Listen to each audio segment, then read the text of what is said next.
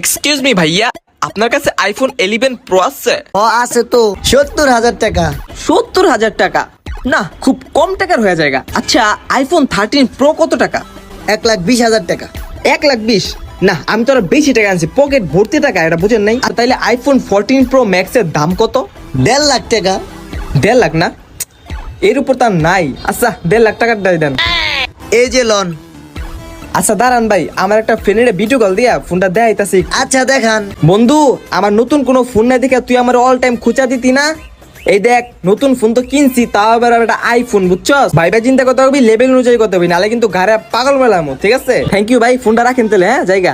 এ ভাই এই কি হইছে ভাই? কি হইছে মানে? ফোন কিনবেন না আপনি? ভাই, আমি তো আমার বন্ধুরা দেখানোর লিগা এই ফোনটা দেখছিলাম, বুঝেন নাই? আসলে তো কিনার উদ্দেশ্য আই নাই আমার, তো ভাই এই যে এই ফোনটাই যথেষ্ট। হ্যালো বাবু, ভালোবাসা দিবসে কই যাইবা?